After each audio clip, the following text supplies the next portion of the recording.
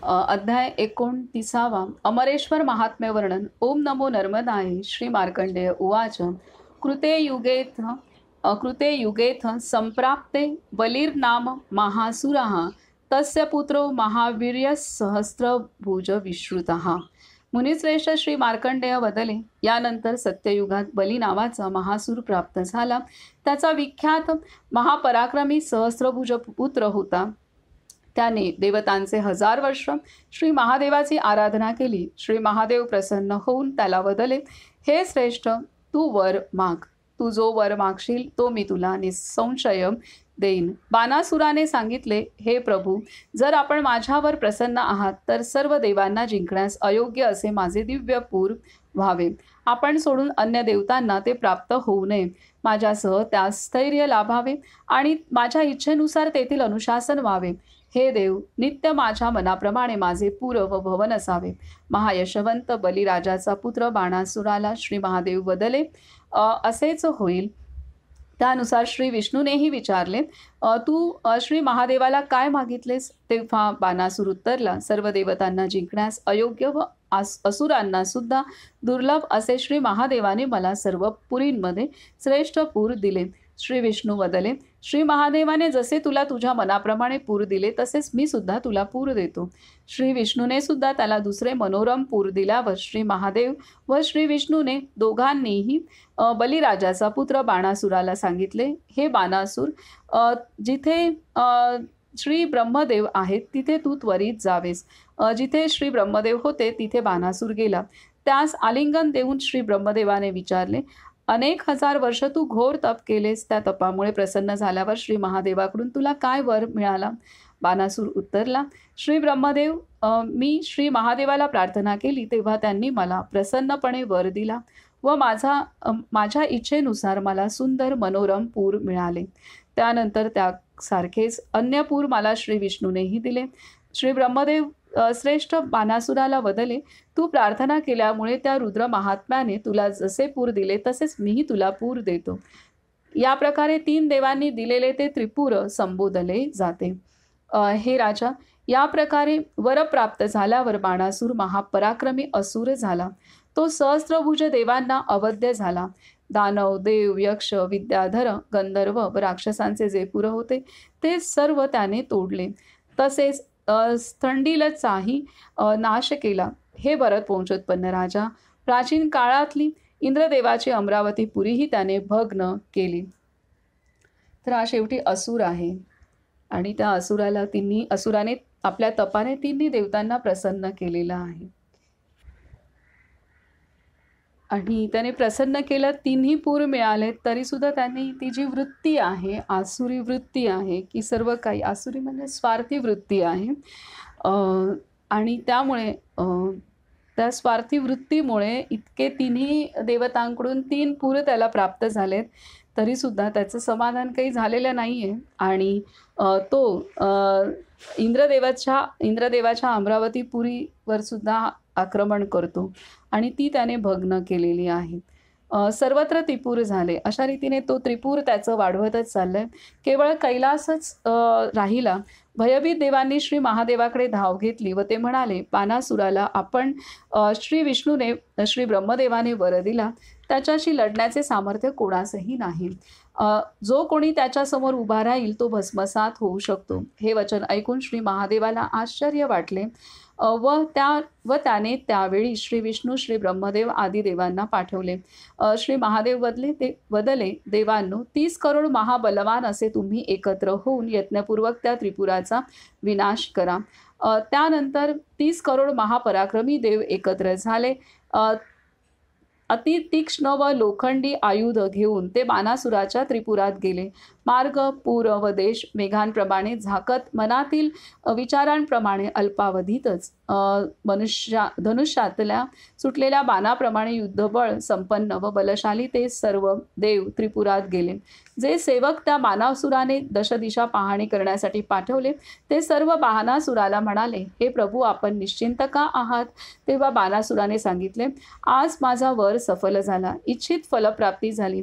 आता देव कुठे जातील? त्याने एका क्षणात सर्व देव जिंकले. जसे पात्रात भोजन घ्यावे तसे त्यांचे सर्व अस्त्र त्याने हिसकावून घेतले.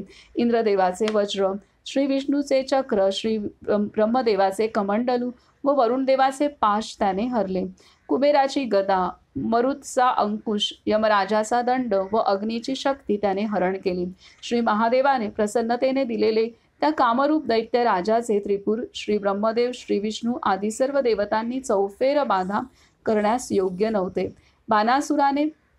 बाणासुराने युद्धात सर्व देवांना पराभूत केले.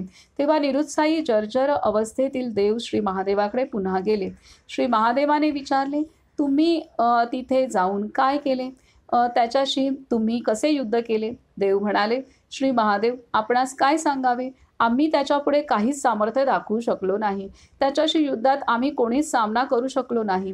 देवांचे म्हणणे ऐकून श्री महादेव क्रोधित होऊन वदले, त्या महादुष्ट त्रिपुराचा मी नाश करेन. धनुष्य खेचून त्या आसुराला जाळून टाकेन आणि त्यास जीवित ठेवलेस तर तो देवांचा दास होईल. पतिव्रतेच्या कृपेमुळे या त्रिपुरावर देव व दैत्यांना हल्ला करणे अशक्य आहे. यास्तव पातिव्रत्य भंग करण्यासाठी मी श्री नारदाला पाठवतो. हे सांगून त्यांनी श्री नारदाला तिथे पाठवले आणि सांगितले, त्या पतिव्रता स्त्रियांमध्ये तू क्षोभ निर्माण कर. त्यानुसार श्री नारद त्वरित त्या बाणासुराच्या पुरात गेले. तेव्हा त्या देवर्षीला पाहून बाणासुराने साष्टांग नमस्कार केला. अर्घ्य व पाद्यपूजा करून तो म्हणाला, हे महामुनी, आज आपले आगमन कुठून झाले व कोणत्या कार्यार्थ झाले? त्यावेळी त्या बाणासुराचे वचन ऐकून श्री नारद मुनींनी आदराने पुन्हा पुन्हा विचारले, हे बलिपुत्र, तू सुखी आहेस ना? तेव्हा बाणासूर वदले, आपल्या दर्शनाने मला सुखच प्राप्त झाले. दिव्य आसनाने सुशोभित त्या आसनावर देवर्षी नारद विराजमान झाले. तिथे राणीनेही श्री नारदाचे पूजन केले. तेव्हा श्री नारद मुनींनी वेद पुराण बाह्य वृत्त सांगितले. त्यामुळे त्या राणीचे चित्त चंचल झाले. मग श्री नारद मुनी सर्वश्रेष्ठ उत्तम कैलास पर्वतावर गेले. त्यांनी श्री महादेवाला नमस्कार करून सर्व वृत्तांत कथन केला. हे देव, नगरांसहित सूरकंटक त्रिपुराचा नाश करा. तेव्हा स्वस्थान कैलास पर्वत सोडून प्रभू श्री शिवशंकर स्वमार्गाने जिथे त्रिपुरासूर होता त्या दिशेस निघाले. त्यांच्या सोबत पार्वती देवी, शिवाय चंडेश्वर, नंदी, महाकाल, महेश्वर, वृष, भृगिंग रीटी, विघ्नेश, स्कंद, पुष्पदंत, महावीर, घंटाकर्ण, महोदर, गोमुख, हरितकर्ण, स्थूलजंग व वृकोदर हे महादेव तुल्य पराक्रमी 15 गण होते. जिथे महाक्षेत्र श्रीशैल नावाचा सिद्ध पर्वत आहे तिथे स्थित होऊन श्री महादेवाने पार्वती देवीला सांगितले, हे प्रिये, इथे त्रिपुरासुराला मारणे योग्य आहे. हे सांगून त्यांनी श्रीशैल पर्वत स्वस्थान करून तिथे पिनाक नावाच्या धनुष्यासह त्या स्वतःचे विराट रूप धारण केले. एका पावलात ब्रह्मांड, दुसऱ्या पावलात पाताळ व्यापून हिमालय पर्वताचे धनुष्य, वासुकी प्रत्यंचा काळ अग्रभाग असलेला अग्निबाण, पृथ्वीरथ, वेद घोडे आणि तक्षक कर्कोट नागदोरी व स्वतः श्री ब्रह्मदेव सारथी, चक्ररक्षक वासुदेव, सप्त अघोर मंत्र, तसेच मंत्रराज पाशुपतला मंत्र करून देवतांचे 1000 वर्ष त्या जागी आश्रयास असलेले श्री महादेव पार्वती देवीला म्हणाले, हे प्रिये, मी इथे चिरकाळ स्थित आहे. श्री गणेश गुप्त व प्रकट स्वरूपात विघ्नाचरण करतात. मी डाव्या पायाने नखभर क्षेत्र पुढे सरकलो तरी माझ्याकडून त्रिपुर मारला गेला नाही.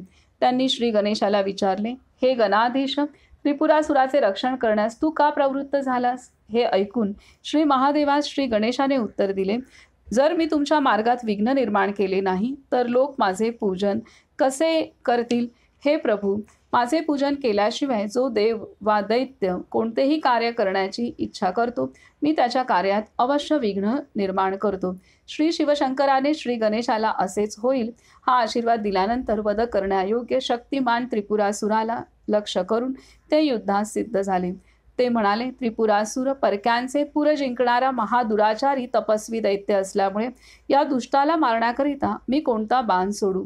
जरी त्रिपुरासुराच्या वधार्थ त्वरित पाशुपत अस्त्र सोडणे योग्य आहे, तरीसुद्धा मी दुसरेच अस्त्र वापरतो. श्री महादेवाने अघोर अस्त्राने जर्जर केलेले त्रिखंड दग्ध करून श्री नर्मदेत पडले. श्री महादेव पार्वती देवीस म्हणाले, हे भवानी, दानवांसहित पुत्रांकडे लक्ष देणाऱ्या स्त्रिया मला शरण आल्या आहेत.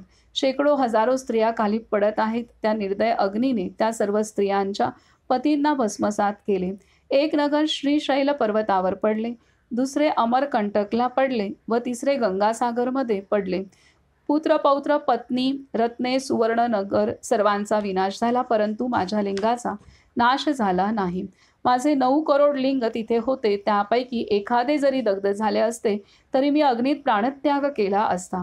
संपूर्ण भीषण त्रिपुर घोर अस्त्राने दग्ध केले, तेव्हा महाप्रलयाच्या अग्निप्रमाणे प्रभा असलेले ते अस्त्र श्री नर्मदात पडले व सप्त पाताळ भेदून पाताळात गेल्यामुळे ते जालेश्वर तीर्थ त्रैलोक्यात प्रसिद्ध झाले. त्या देवाच्या पूजनाने ब्रह्महत्येचे पातक नष्ट होते. तसेच हजारो करोड कल्प श्री महादेवाच्या पुरात तो सुखी होतो. तिथे स्नान करणाऱ्यास स्वर्ग प्राप्त होतो व मृत्यू पावल्यास पुनर्जन्म नसतो.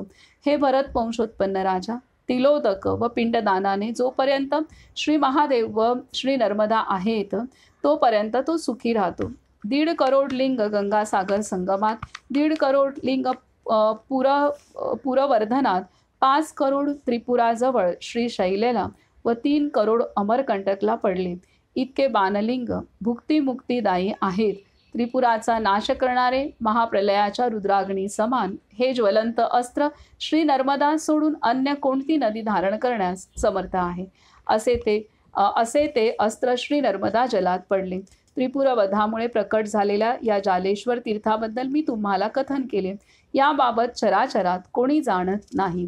त्रिपुरासुराच्या संगमात पराजित श्री ब्रह्मदेव आदी सर्व देव त्रिपुर भस्मसात होताना पाहून आश्चर्यचकित झाले.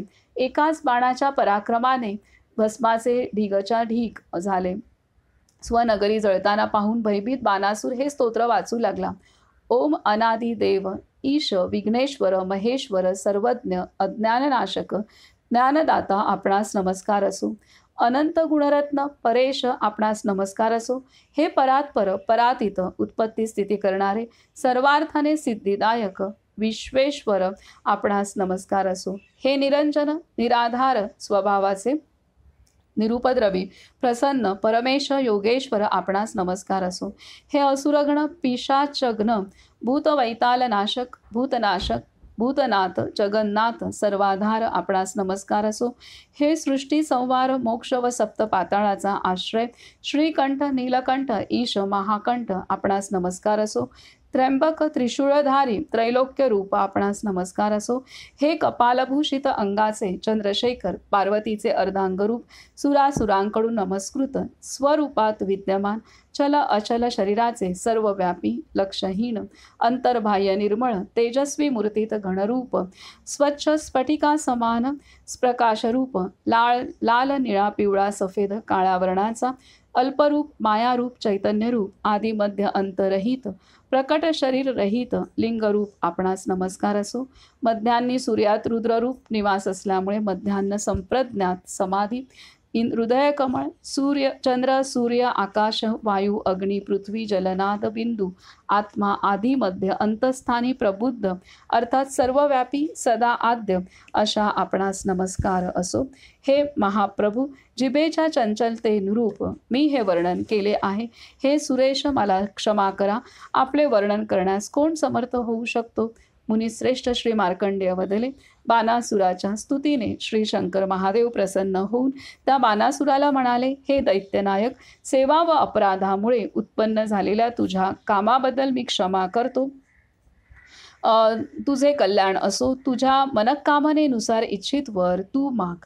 त्यावेळी दैत्यस्वामी बाणासूर श्री महादेवाला नमस्कार करून म्हणाला, हे देव, जर आपण माझ्यावर प्रसन्न आहात व वर देऊ इच्छिता तर माझ्या परिवारासहित मी आपल्या शिवलोकात जावे, जिथे पुनर्जन्म नसतो. इथे असुर योनीत उत्पन्न झाल्यावर संकटामुळे मला वैराग्य प्राप्त झाले आहे. 3 देवतांनी मला 3 पूर दिले. त्या तिन्ही पुरांचा आपण नाश केला व ते पृथ्वीवर पडले. हे कसे झाले? कर्मगती महागहन असते. दान करणारा राजा बली व दानाचा स्वीकार करणारे श्री विष्णू, पृथ्वीचे दान व अश्वमेध यज्ञाचा काल, या सर्वांची फलप्राप्ती म्हणजेच यजमान बंधन होय. त्यामुळे आपणास नमस्कार असो. स्वर्ग किल्ला देवांची सेना, ऐरावत आदी हत्ती, वज्रासारखे अस्त्र व बृहस्पती आचार्य हे सर्व प्राप्त करून रावणपुत्र मेघनाथाने इंद्रदेवाला जिंकले. सर्व आत्मवश केले तर दैव बलवत्तर मानावे. बाणासुराचे वचन ऐकून देवादिदेव श्री महादेव बदले, माझ्या भक्तीच्या कृपा प्रसादाने तू माझ्या जवळ राहशील. त्यानंतर श्रीमान बाणासूर श्री महादेवाच्या कृपा प्रसादाने दिव्य यानावर आरूढ होऊन देवता व दैत्यांनी वंदित शिवलोकात गेला. हे युधिष्ठिर, श्री महादेवाला श्री नर्मदा म्हणाली, हे श्री शिवशंकर, ज्याच्यामुळे सारे त्रिपुर भस्मसात झाले, त्या आपल्या प्रलयकालीन अग्निसमान अघोर अस्त्राने माझा एक बिंदूही जळला नाही. ते अस्त्र माझ्या जलामुळे विजून पाताळात गेले. श्री महादेव बदले, श्री नर्मदे, ज्याने सर्व त्रिपुर भस्मसात केले ते अतिदुस्सह करोड सूर्यासमान तेजस्वी अघोरास्त्र तुझ्या जलात तुझ्या प्रभावाने सौम्य रूप झाले. समुद्र, पर्वत, गंगा आदी हजारो नद्या त्या अघोरास्त्राने क्षणात भस्मसात होऊ शकतात. यास्तव हे कल्पगे, तुझ्या विना पृथ्वीवर अन्य कोणती नदी ते अस्त्र झेलण्यास समर्थ आहे. हे सांगून देव व दैत्यांनी वंदित श्री शंकर महादेव निघून गेलेत. हे राजा युधिष्ठिर, या जालेश्वर तीर्थाचे श्रुतीसंमत संक्षिप्त आख्यान मी तुम्हाला कथन केले. या कार्यास्तव सप्त कल्पना श्री नर्मदाचे सेवन करतात. या कार्यास्तव सप्त कल्पगा श्री नर्मदाचे सेवन करतात. या आख्यानाचे श्रवण व कथन करणारा श्री महादेवाचा अनुचर होतो. हा श्री स्कंद पुराणातील रेवाखंडाच्या उत्तर भागातील अमरेश्वर महात्म्य वर्णन नावाचा 29वा अध्याय पूर्ण झाला. तर हे बाणासुराच्या संदर्भात सुरुवातीलाच अध्याय आलेला आहे आणि आता पुन्हा तीच कथा इथं पुन्हा सांगितलेली आहे. ते तशीच आहे, तशीच्या तशी इथं पुन्हा ही या कथेची पुनरावृत्ती उत्तर भागामध्ये सुद्धा झालेली आहे. आणि ह्या भागामध्ये इथे श्री महादेवांनी सांगितलेलं आहे की त्यांनी जे आक्रमण बाणासुरावर केलं तर त्यामुळे जे सर्वत्र अग्नी प्रक्षुब्ध झाला, त्यामुळे सर्व काही जळून खाक झालं. परंतु इथे मैयाचा एक बिंदूही त्यामध्ये नष्ट झाला नाही, जलबिंदूही नष्ट झालेला नाही आहे. उलट तिथं जे सर्वत्र दग्ध झालं होतं ते मैयाच्या जलामुळे तिथं शांत झालेलं आहे.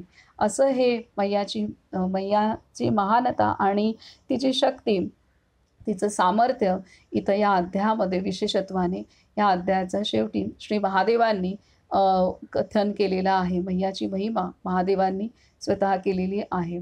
तर असं हे बाणासुराचा वध करण्यासाठी त्याला, आणि तो शरण आला, हे श्री महादेवांनी त्यांचे त्रिपूर जाळले आणि त्याचे त्रिपुराचे 3 तुकडे, म्हणजेच ते श्रीशैलवरती एक पडला, गंगासागरमध्ये एक, आणि एक अमरकंटक इथं पडलेला आहे. आणि अमरकंटकच्या इथंच मग ते जालेश्वर लिंग स्थापन झालेलं आहे. आणि त्यासोबत म्हणजे इथे 2 गोष्टी विनाश नाही झाल्या की जिथे जिथे हे त्रिपूर जळाले आणि त्या त्रिपुराचे जे 3 भाग होते त्या तिन्ही ठिकाणचे शिवलिंग जे होते ते अबाधित राहिले.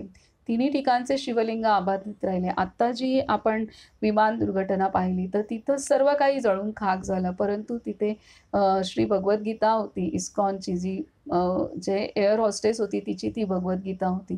तिला काही ती जशीच्या तशी होती. थोडासा जळाल्याचा म्हणजे एक धुराचा तिच्यावरती हे झालं आवरण, परंतु ती काही जळली नाही आहे. तर हे मोठी अशाच म्हणजे हे आत्तासुद्धा अशा घटना आहेत. तेव्हा म्हणजे त्या काळामध्ये हे असं घडू शकतं आणि सर्व काही जळून खाक झालं, परंतु मैयाचं जल, एकही जलाचा बिंदू आणि भगवंताची जी शिवलिंग होती जी त्या त्रिपुरांच्या इथं होती ती सर्वच आबाधित राहिली. आणि किती संख्या होती त्या शिवलिंगांची ते सुद्धा इथं दिलेलं आहे. तर अशा रीतीने हे आणि तर शिवलिंगही अबाधित राहिली आणि शिवकन्या नर्मदा पुत्रीसुद्धा अबाधित राहिली. असं हे ह्या अध्यायाच्या शेवटी वर्णन केलेलं आहे.